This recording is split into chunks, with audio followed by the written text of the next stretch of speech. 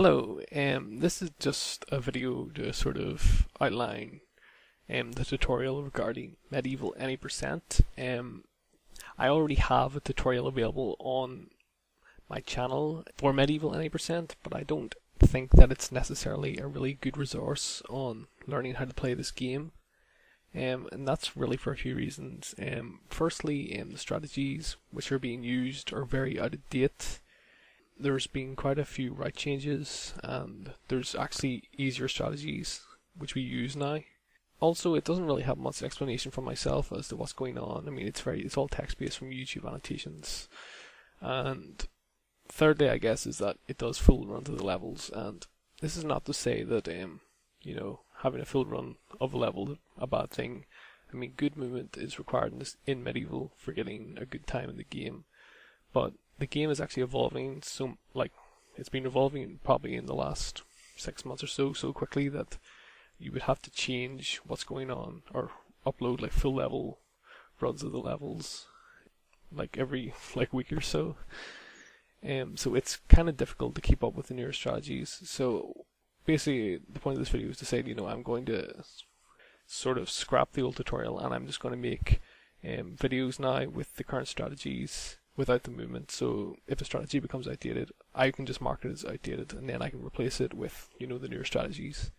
It makes it easier for you to keep up with what's going on in the game, and it means I don't have to actually make videos with perfect movement every time. And I mean, some of the levels there's just no point watching what's going on. I mean, Dance Crypt's the first level of the game. All you do is lift the sword, lift the rune, lift the light bottle, and run to the exit. You don't need to see a minute-long video just to understand that. So what I would recommend is you should probably just go to speedrun.com and go to the Medieval leaderboard and look at any of the runs. I mean, look at the world record run, obviously, for ideas of the movement which is involved. This means this is going to be a very condensed tutorial. A lot of the levels that we skipped, I mean, Dance Crypt and the Graveyard, there isn't a huge deal going on there. But the way the game really functions as a speed game is that it sort of is played normally, but there is sequence breaks. I mean, so that'll be explained. But I mean, a lot of it's just the Graveyard. It's just you start, you run, you get a rune, you use that rune to get another rune, and you're just running to the exit of that level. There's these small optimizations and small skips and stuff, or small time savers, but like I say, you don't need to see that to understand. You can just incorporate that into the way you play the game. So I'm actually going to keep the old tutorial anyway, just in case you want to look at it. There might be some things in it which are easier.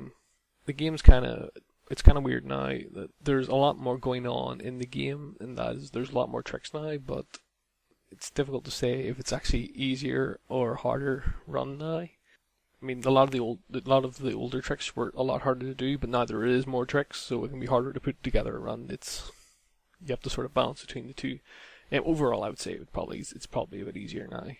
But I mean, if you want to look at that old stuff, I mean, if you're struggling with a new trick or something, you can just do that. Or I mean, you won't have necessarily a hugely competitive time, but I mean, just when you're learning the game, this is the whole point of this: learning the game. But you're not expected to be able to, just fly in and be able to do everything immediately. Also, for the historical purposes of see how the game evolved. I mean, the big ones, I guess, and the reason why I'm even doing the video now is I just went back and I went into the playlist and looked at the time device, and that loop, which is the tutorial loop, is ridiculously outdated. The loop used to be extremely difficult. You would just end your runs level before the last level, and now it's it's so easy. The loop is two movements, and it used to be from about spinning around circles and all this stuff. It was ridiculous. What I'm going to do now is I'm actually going to do something which wasn't even in the original tutorial. I'm just actually going to sort of outline what is an 8%, what kind of game this is, etc., how you run this game, just sort of the background to the game.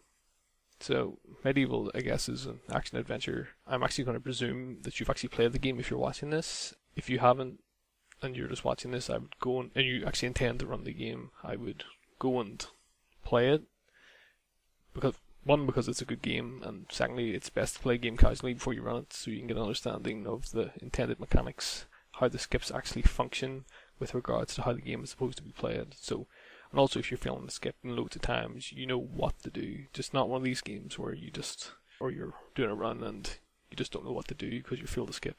You actually understand the game. So this tutorial series is gonna focus on any percent, as I'm sure I've mentioned countless times. The categories for this game are actually community defined, and they're broken into two sort of subsections. There's glitchless and there's glitched. It's really based around sort of the chalices in the game. Any percent, if you've played the game, you know what I'm talking about. If any percent you don't actually get any chalices, so that's the bad ending. 100% and max percent are good ending. And 100% is just the chalices, and you can skip things like life bottles and like weapons and stuff in the Hall of Heroes. And max percent is you have to get all that. You have to get all the life bottles and the weapons and all that stuff. So any percent, it's a glitch category. You beat the game as fast as possible, and there's a lot of major glitches used doing the run. And I'm not gonna really go into that now. I'll go into it in the appropriate video section. It's also important to note, which has actually changed also since the last tutorial. The times are now tracked differently between console and emulator, as in console times and emulator times are now separate. And this is because there's a trick, or I guess multiple tricks, which are only possible on emulator, and emulator is actually where a lot of, I guess, the development of the game's done. Most people play an emulator, so the emulator guys are really pushing the times down a lot more than people who play on console, like myself. So it was just in the interest of pushing down the times. The tricks I'm referring to, which are emulator only, were actually banned, but now they're actually possible. Now we're allowing them on to be used, but just on emulator. That's why they're tracked differently, because there would be a significant time difference between console and emulator. And I mean, console is how the game is supposed to be played. Emulators generally don't emulate the game the same way as you're actually playing it on a console. And I mean, there's a host of things host of differences between console and emulator. I mean, I've timed the differences between loading on console and emulator, and console actually loads faster. I can't remember how much it is. I would have to look it up. I think it's like a second per level faster than the fastest emulator. So that's an advantage to console. But then there's things such as slowdown in the game, just lag, which emulator generally handles faster. And I mean, the time difference for loading is obviously because of like fastest speed. So it'd be advised, if you want to play competitively on console, to play on a PS2 with fastest speed. And I'll just touch on what version of the game you should be using here. PAL is the slowest version, as to be expected. It's the slowest for most games. Japanese actually is not the fastest.